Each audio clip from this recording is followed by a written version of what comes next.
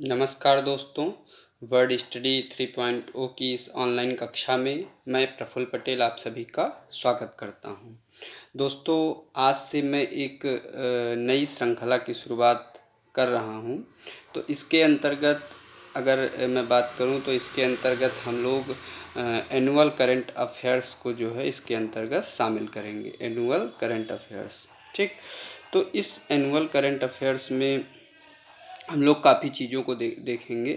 इसके अंतर्गत जो हम लोग देखेंगे वो फरवरी 2022 यानी कि जो अभी फरवरी बीती है, ठीक, मतलब फरवरी ये वाली नहीं, 2023 की नहीं, 2022 से लेकर के और जनवरी 2023 या इसके आगे भी जो है जो नया करंट अफेयर्स होगा उसको भी हम अपने साथ कंसीडर करेंगे। लेकिन अभी तो फ़िलहाल हमारा जो फोकस रहेगा वो इस मतलब फरवरी 2022 से लेकर के जनवरी 2023 तक की जो भी घटनाएं हुई हैं मैं उनको आप लोगों के समक्ष रखूँगा।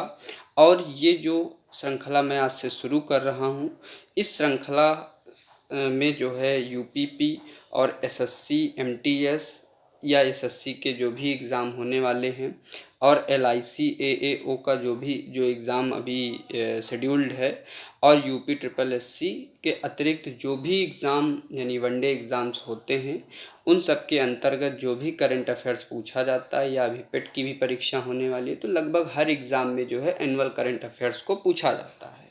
तो उस एनुअल करंट अफेयर्स को जो पूछा जाता है उसको मैं बहुत ही सरल तरीके से, बहुत ही साधारण तरीके से और कुछ स्टैटिक के साथ भी मैं उसको आप लोगों के समक्ष रखूँगा। तो कृपया इस वीडियो को देखें और जो भी आपको इस वीडियो से सहायता मिल सकती है उसे आप प्राप्त करें और इसके अलावा जो भी मुझसे सहयोग होगा मैं आप लोगों की परीक्षा के लिए करता रहूँगा। तो आइए आज के हम अपने करंट अफेयर्स की जो आज का हमारा पहला लेक्चर है उसकी हम लोग शुरुआत करते हैं। तो इस के अंतर्गत आज जो हमारा टॉपिक होने वाला है वो ये होगा कि कौन, क्या और कहाँ। मतलब मैं आज इसमें बात करूँगा कि जैसे भारत में कौन से लोग किन किन पदों पर हैं, ठीक। तो मतलब आज के वीडियो में मैं मुख्यतः इसी पर केंद्रित रहूँगा, इसी पर बात करूँगा। तो आज आइए सेशन को शुरू करते हैं। तो हमारा जो इसके अंतर्गत पहला जो है मतलब एक तरह से पॉइंट है वो है राष्ट्रपति। तो आपको पता है कि राष्ट्रपति का अभी हाल ही में चुनाव हुआ था और महामहिम श्रीमती द्रौपदी मुर्मू जी जो है भारत की 15वीं राष्ट्रपति के रूप में निर्वाचित हुई थी, ठीक। तो अगर मैं बात करूं कि राष्ट्रपति के निर्वाचन की, तो राष्ट्रपति का जो निर्वाचन होता है वो मतलब अगर मैं बात करूं, मैं इसमें स्टैटिक का पोर्शन भी जोड़ता रहूँगा तो उससे आपको भी सुविधा होगी। तो अगर मैं बात करूं भारतीय संविधान के आर्टिकल 53 की, ठीक। तो आर्टिकल 53 कहता है कि भारत का एक राष्ट्रपति होगा, ठीक है ना। तो मैं इसको जो है लिखता रहूँगा और आप भी अपने साथ जो भी नोट्स बना रहे हैं या अगर जो लोग पढ़ चुके हैं वो लोग इसको ध्यान से मतलब समझेंगे और रिवीजन करेंगे। तो आर्टिकल 53 कहता है कि भारत का एक राष्ट्रपति होगा। इसके अतिरिक्त आर्टिकल जो है 55 है वो राष्ट्रपति के मैं लिख देता हूँ, राष्ट्रपति के निर्वाचन के बारे में बताता है, ठीक है ना। तो इस तरह से जो है इसमें जो है प्रावधान बताए गए हैं। तो मैं इसमें बहुत ज़्यादा डीप में नहीं जाने की कोशिश करूँगा क्योंकि ये करंट अफेयर्स का वीडियो, इसकी जो विधा है वो आप लोगों को एक तरीके से जो है छोटे छोटे पॉइंट्स के माध्यम से रिवीजन कराना और जो है जो आपने पढ़ रखा है या नहीं भी पढ़ रखा है एक सिलसिलेवार तरीके से आप लोगों के सामने रखना। तो इसके अंतर्गत हमने देखा कि जो भारत का राष्ट्रपति है उसकी मतलब उससे संबंधित जो आर्टिकल है वो आर्टिकल 53 है, ठीक। इसके अलावा जो राष्ट्रपति का निर्वाचन है वो आर्टिकल 55 के अंतर्गत आता है। आपको पता है कि राष्ट्रपति निर्वाचित होने के लिए जो न्यूनतम आयु है वो 35 वर्ष है, ठीक है ना। 35 इसके अलावा मतलब इस तरह से जो है राष्ट्रपति से संबंधित प्रमुख प्रावधान हैं। अब आइए जो है अगले प्रावधान की ओर हम लोग मतलब अगले पॉइंट की ओर चलते हैं। जो हमारा दूसरा पॉइंट है वो है उपराष्ट्रपति। आपको पता है कि अभी हाल ही में जो है उपराष्ट्रपति का भी जो है चुनाव हुआ था, ठीक। तो जिसमें जो है जगदीप धनखड़ जी को उपराष्ट्रपति के रूप में निर्वाचित किया गया है। तो अब उपराष्ट्रपति के रूप में अगर देखा जाए तो उनका कौन सा स्थान है, तो 14वां स्थान। आप लोग ध्यान रखेंगे कि उपराष्ट्रपति श्रीमान जगदीप धनखड़ जी का जो है 14वां स्थान है। तो आइए इनसे भी संबंधित कुछ प्रावधानों पर चर्चा करते हैं। तो अगर मैं वाइस प्रेसिडेंट की बात करूं, ठीक, तो वाइस प्रेसिडेंट से संबंधित जो आर्टिकल है भारतीय संविधान का वो है आर्टिकल 63, ठीक। तो इसके अंतर्गत जो है भारत का एक राष्ट्रपति होगा, एक उपराष्ट्रपति होगा, ठीक है ना। तो इस तरह से जो है इससे संबंधित प्रावधान ये है, ठीक। अब अगर मैं बात करूं भारत के उपराष्ट्रपति की, तो जो भारत का उपराष्ट्रपति है इसका निर्वाचन भी संविधान ने बताया है। तो आर्टिकल 66 के अंतर्गत इसमें जो है निर्वाचन की चर्चा की गई है। किसके, तो उपराष्ट्रपति के निर्वाचन की चर्चा जो है आर्टिकल 66 के अंतर्गत की है। अगर इसका बात किया जाए कि उपराष्ट्रपति का जो इलेक्शन होता है वो कैसे होता है, तो इसके अंतर्गत संसद के दोनों सदन भाग लेते हैं, दोनों सदन, ठीक। तो इन दोनों सदनों में यानी कि जो हमारी राज्यसभा है और लोकसभा है, ये दोनों ही सदन यानी इनके निर्वाचित जो सदस्य हैं वो इसमें पार्टिसिपेट करते हैं। तो इस तरह से ये पॉइंट भी हमारा क्लियर हो गया। अब आगे के बिंदु पर हम लोग चर्चा करते हैं। तो अगला जो पॉइंट है उसमें है प्रधानमंत्री, ठीक। तो आपको पता है कि हमारे देश के प्रधानमंत्री श्रीमान नरेंद्र मोदी जी हैं। तो ये किस नंबर के प्रधानमंत्री हैं, तो 15वें नंबर के ये प्रधानमंत्री हैं, ठीक। तो अगर मैं प्रधानमंत्री से भी संबंधित जो है प्रावधानों की चर्चा करूँ, मैं लिख देता हूँ प्रधानमंत्री। देखिए आपको ये थोड़ी थोड़ी मैं चर्चा कर दे रहा हूँ, बाकी जो है व्यापक रूप से चर्चा आप लोग पॉलिटी के अंतर्गत पढ़ते हैं। तो आपको पता है कि आर्टिकल 74 के अंतर्गत बताया गया है कि भारत का या संघ की कार्यपालिका शक्ति को संचालित करने के लिए जो है एक मंत्रिपरिषद होगी, जिसका जो अध्यक्ष होगा वो प्रधानमंत्री होगा। तो इस तरह से आर्टिकल 74 के अंतर्गत भारत का प्रधानमंत्री यानी भारत के प्रधानमंत्री का उल्लेख है। तो इस प्रकार ये प्रधानमंत्री से रिलेटेड प्रावधान है। आपको पता है कि प्रधानमंत्री का हमारे यहाँ निर्वाचन नहीं होता है। प्रधानमंत्री वही व्यक्ति बनता है जिसके पास लोकसभा में बहुमत होता है, और लोकसभा जो है अपने बहुमत दल के नेता का चुनाव करती है। तो वही व्यक्ति प्रधानमंत्री बनता है और उसकी ही सलाह पर राष्ट्रपति जो है अन्य मंत्रियों की नियुक्ति करते हैं। तो इस तरह से प्रधानमंत्री से रिलेटेड प्रावधान हो गए। अब आगे की तरफ हम लोग मूव करते हैं। तो अब अगर मैं आगे बात करूं तो इसमें फिर आ जाते हैं, ये तो 3 महत्वपूर्ण संवैधानिक पद हो गए, ठीक। तो अब अगली बात जो आगे आ जाएंगे वो है न्यायिक प्रमुख। तो इस समय जो है भारत में जो भी मतलब अब सारे न्यायालयों की तो बात हम नहीं कर सकते, लेकिन जो प्रमुख न्यायालय हैं उनकी बात हम जरूर कर सकते हैं। तो इसमें जो है सबसे पहले चर्चा की गई है मुख्य न्यायाधीश यानी कि जो सर्वोच्च न्यायालय के यानी कि करंट सीजेआई इस समय कौन है, तो DY चंद्रचूड़ जी जो है भारत के करंट यानी वर्तमान में मुख्य न्यायाधीश हैं। इनका जो स्थान है वो 50वां मुख्य स्थान है, ठीक। तो कुछ इनसे भी संबंधित प्रावधानों की चर्चा कर लेते हैं, ठीक। तो अगर मैं बात करूं तो अनुच्छेद यानी आर्टिकल 1 to 4, ठीक। तो 1 to 4 में जो है बताया गया है कि सीजेआई की नियुक्ति, ठीक है ना। और आपको पता है कि भारत में सीजेआई या किसी भी न्यायाधीश की जो नियुक्ति होती है वो एक कोलेजियम व्यवस्था के अंतर्गत, कोलेजियम ये नाम लिख देता हूँ, तो इस व्यवस्था के अंतर्गत जो है मतलब नियुक्ति की जाती है कोलेजियम के अंतर्गत। और इसमें जो है सुप्रीम कोर्ट के जो जजेस होते हैं वही इसको होल्ड करते हैं, और जो करंट के मुख्य न्यायाधीश होते हैं वो अपने उत्तराधिकारी की जो है नियुक्ति का जो है प्रस्ताव भारत के राष्ट्रपति को भेज देते हैं। ठीक, तो अब आगे आइए चर्चा करते हैं। हाँ, इस प्रकार से तो इस समय जो मुख्य न्यायाधीश हैं वो हैं डी.वाई. चंद्रचूड़ महोदय। ठीक, अब आगे जो है भारत के महान न्यायवादी यानी कि जिसको हम लोग कहते हैं अटॉर्नी जनरल ऑफ इंडिया। तो वर्तमान में जो अटॉर्नी जनरल ऑफ इंडिया हैं उनका नाम है आर वेंकट रमणी या आर वेंकटरमणी।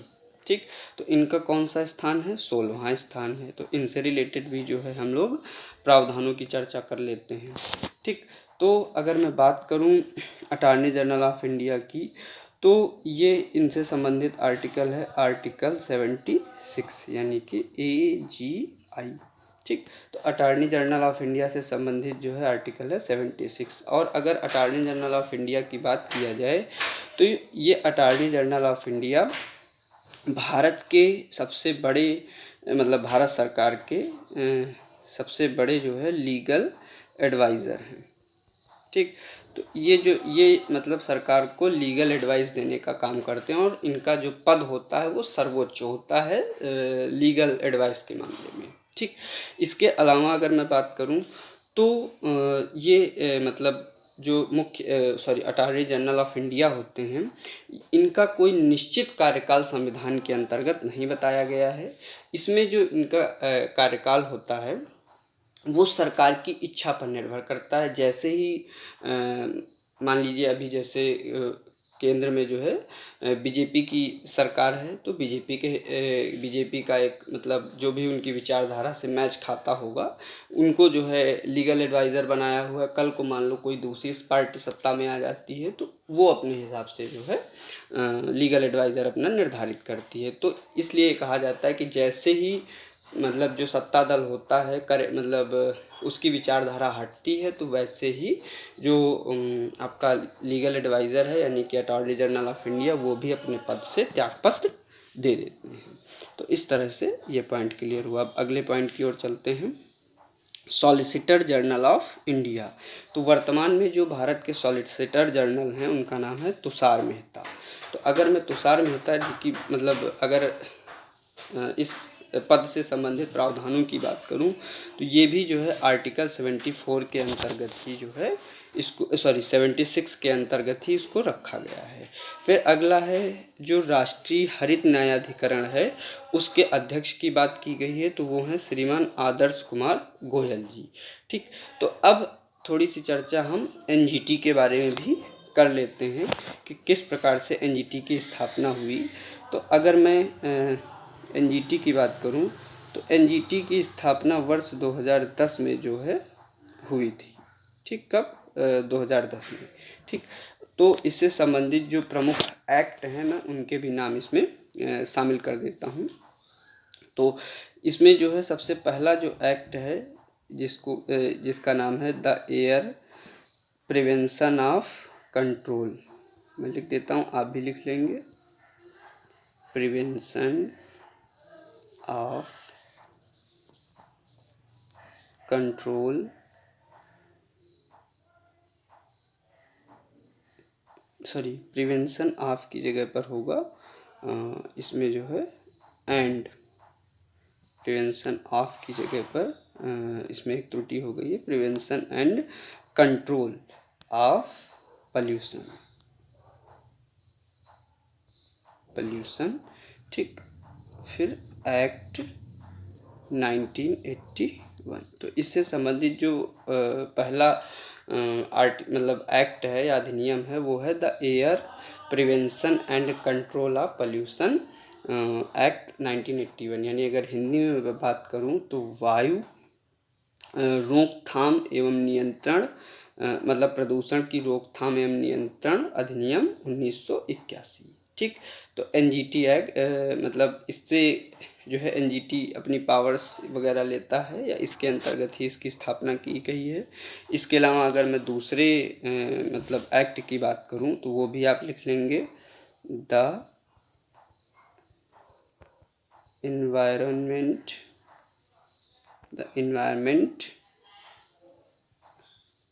Protection act. ठीक, ये है आपका 1981 का। तो एक ये भी आर्टिकल है जिसके अंतर्गत जो है मतलब जिससे जो है एनजीटी को मतलब एनजीटी के प्रावधान जुड़े हुए हैं। इसके अलावा जो तीसरा एक्ट है उसका नाम है द पब्लिक इंश्योरेंस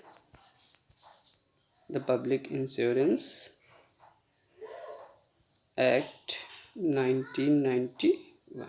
तो इसके मतलब ये भी जो है एक्ट है जो इससे जुड़ा हुआ है। इसके अलावा अगर मैं आगे बात करूं तो चौथा और लास्ट एक्ट है द बायोलॉजिकल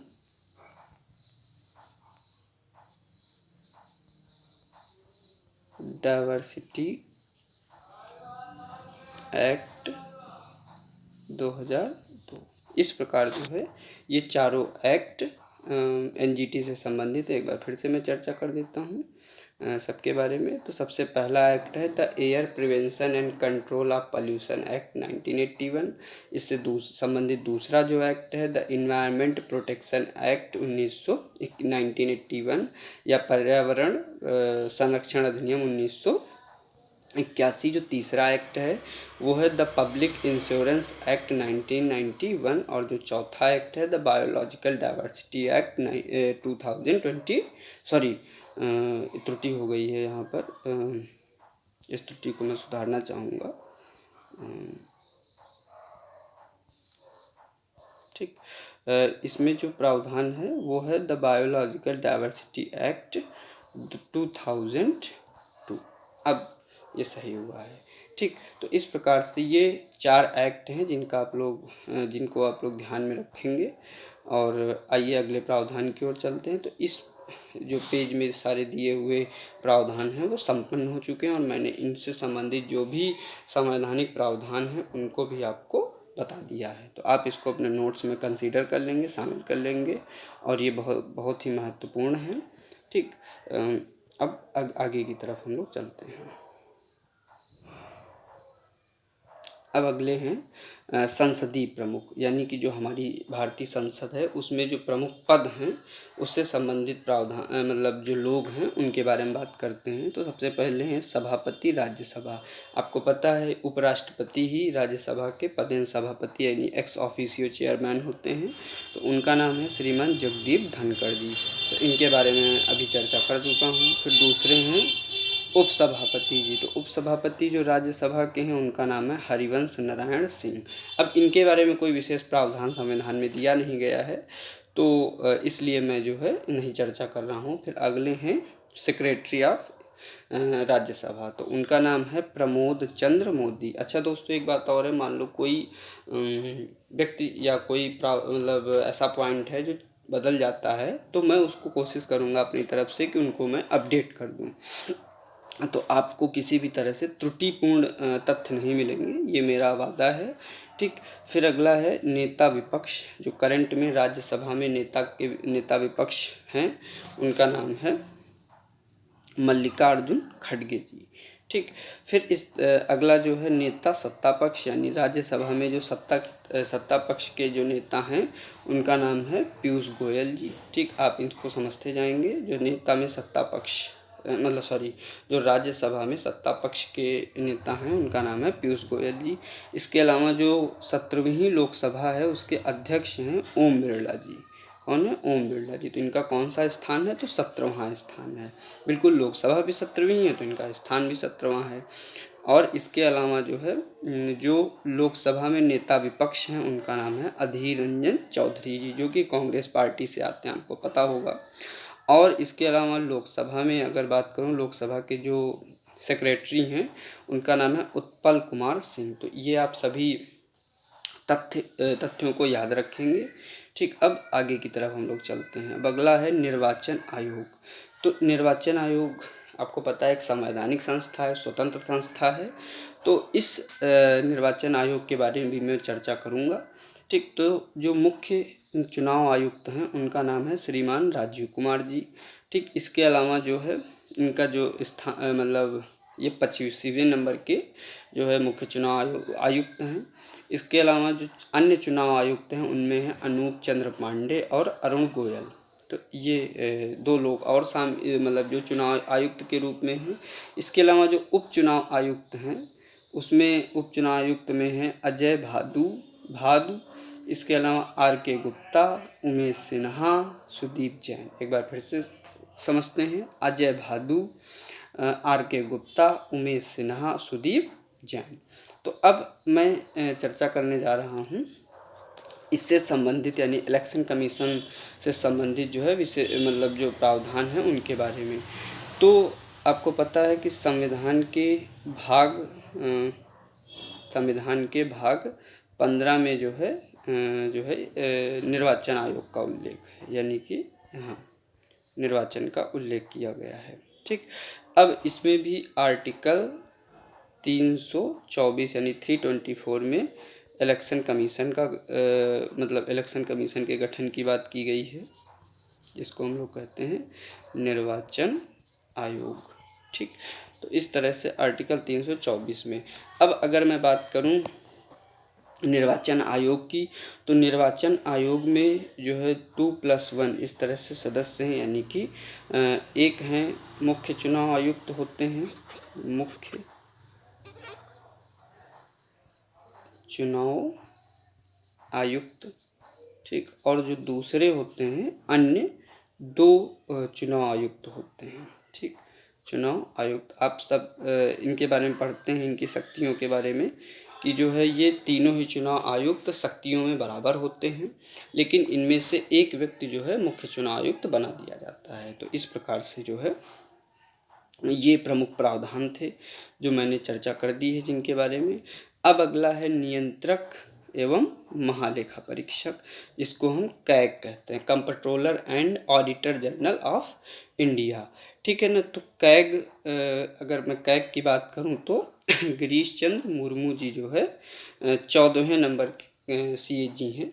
ठीक, तो कैग का जो काम होता है वो मतलब जो भी लोकसभा में जो भी वित्त से संबंधित मामले होते हैं उनकी जो है ये जांच करने का काम करते हैं। आपको पता होगा जैसे बड़े बड़े घोटालों को उजागर करना हुआ, ये भी एक स्वतंत्र पद है जो कि लोकसभा में जो भी वित्त से संबंधित मामले होते हैं उनकी जांच करने का काम कैग करता है। इसके अलावा जो है महालेखा नियंत्रक, तो महालेखा नियंत्रक हैं CGA।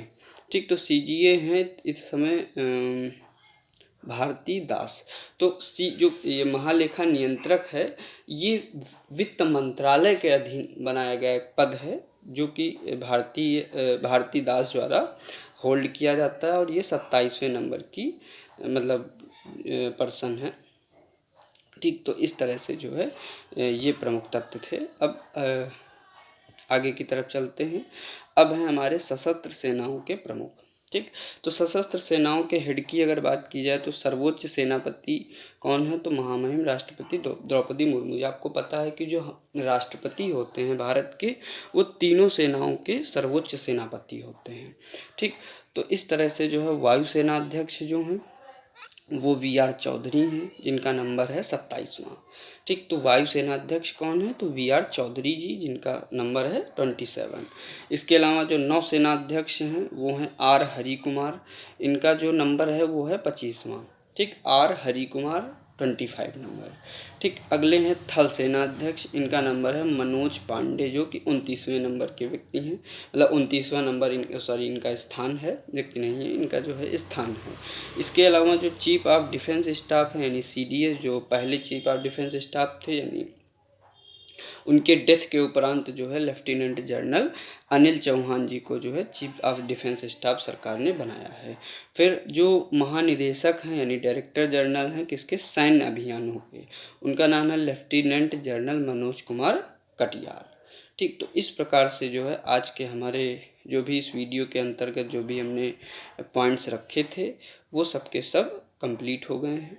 तो आज का जो है लेक्चर मैं यहीं समाप्त करता हूँ और सभी जो भी लोग इसको देख रहे हैं उन सभी को थैंक यू वेरी मच। और जो है जो भी आपके आगे एग्ज़ाम होने वाले हैं उनके लिए जो है मैं जो है आपको बहुत बहुत शुभकामनाएं देता हूँ। जिन लोगों के एग्ज़ाम अभी शेड्यूल्ड हैं, जैसे एमटीएस का एग्ज़ाम होने वाला है, जो भी आगे एलआईसी एओ का जो भी लोगों ने मतलब अपने अपने फॉर्म भरे हैं उन सभी लोगों को मैं बहुत बहुत शुभकामनाएं देता हूँ।